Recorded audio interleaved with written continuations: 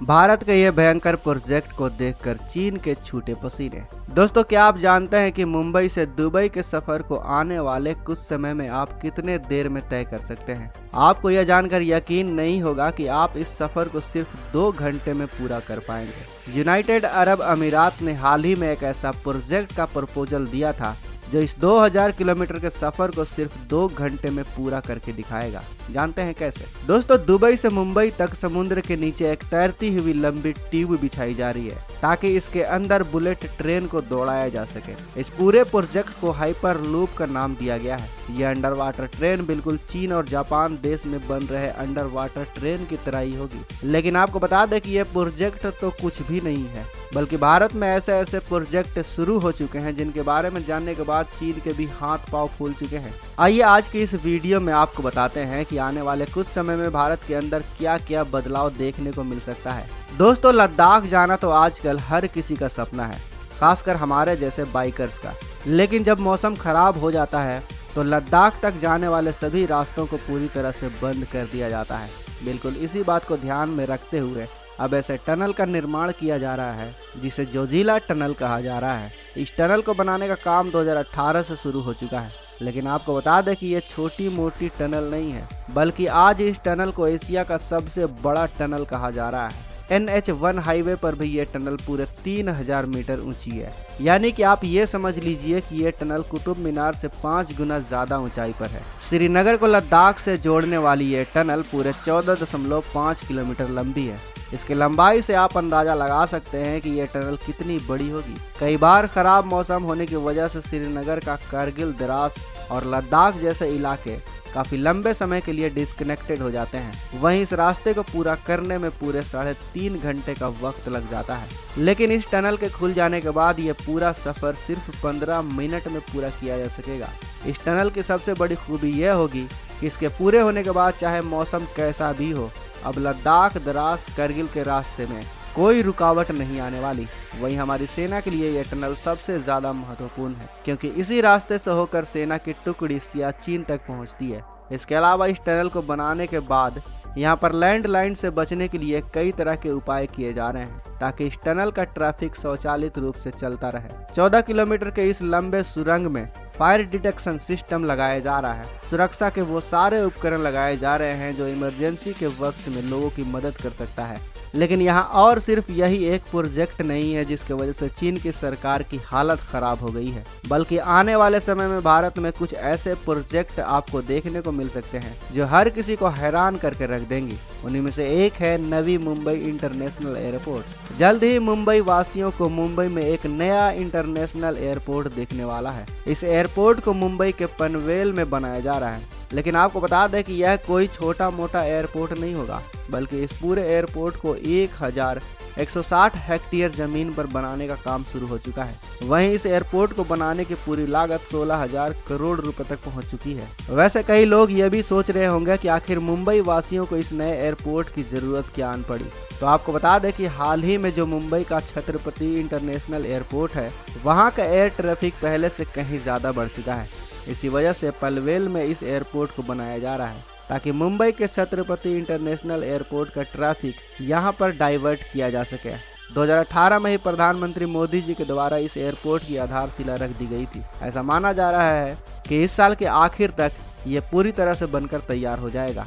वैसे दोस्तों, हम भारतीय बुलेट ट्रेन का सपना कई सालों से देख रहे हैं, लेकिन आपको बता दें कि आने वाले कुछ महीनों या कुछ सालों में आपका ये अधूरा सपना पूरा होने वाला है, क्योंकि अब भारत में बहुत जल्द बुलेट ट्रेन दौड़ने वाली है। Mumbai Ahmedabad bullet train.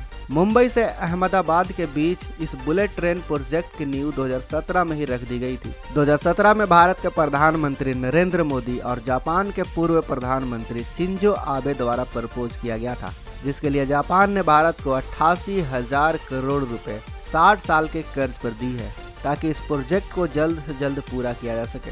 इस प्रोजेक्ट का पूरा बजट 1,10,000 करोड़ रुपए है, जिसमें भारत का इस प्रोजेक्ट को पूरा करने के लिए 20% तक की फंडिंग कर रहा है। लेकिन क्या आप जानते हैं कि इस प्रोजेक्ट के पूरा होने के बाद ट्रेन किस रफ्तार से दौड़ेगी? तो आज के समय मुंबई से अहमदाबाद तक का सफर करना है तो इस सफर में पूरे 8 घंटे का वक्त लग जाता है। लेकिन बुलेट ट्रेन के आ जाने के बाद यही सफर सिर्फ 2 घंटे में पूरा किया जा सकेगा, क्योंकि यह ट्रेन 320 किलोमीटर प्रति घंटे की रफ्तार से दौड़ेगी। दोस्तों, इस प्रोजेक्ट की सबसे हैरान कर देने वाली बात यह है कि मुंबई से अहमदाबाद के सफर में 21 किलोमीटर का एक ऐसा टनल आएगा जो समुद्र के नीचे से होकर गुजरेगा।